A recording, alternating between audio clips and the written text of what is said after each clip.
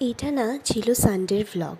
তো সকালবেলায় আমি ঘুম থেকে উঠে কফি খেয়ে একটু লেন্স কার্টে গিয়েছিলাম। লেন্স কার্টে কিছু কাজ ছিল, তো তখন অভিষেকও ওর চোখটা দেখিয়ে নিল। তো কাজ কমপ্লিট করার পরে আমরা সবাই মিলে ডিসাইড করলাম যে আমরা ব্যান্ডেল চার্চ যাব। খাওয়া দাওয়া করে নিয়ে আমরা চার্চের দিকে রওনা দিলাম। জানো, পাপা যেতে পারেনি, কারণ বাড়িতে অ্যালেক্স একা ছিল, তাই পাপা ওর সাথে ছিল। তো আমি, মা, বাবা, ইনকা, অভিষেক সবাই মিলে চার্চ ঘুরে খুব মজা করেছি।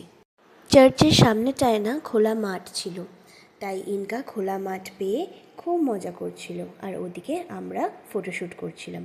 ফাইনালি আমরা ইনকাকে নিয়ে চার্চের ভেতরে ঢুকলাম এবং চার্চের ভেতরটা ঘুরে দেখলাম। চার্চের ভেতরে না একটা উইশিং ওয়েল বলে একটা জায়গা আছে, মানে ওখানে কয়েন ড্রপ করে তুমি যেটা উইশ করবে সেটা নাকি সত্যি হবে। দেখা যাক, আমি তো উইশ করে এলাম। তো এবার চার্চের থেকে ফেরার পথে আমাদের ফুচকাওয়ালার সাথে দেখা হলো এবং সেখানে আমরা একটু ফুচকা খেয়ে গঙ্গার ঘাটে ঘুরে ফাইনালি বাড়ি ফিরলাম। চলো, আজ ভিডিওটা এখানেই শেষ করছি।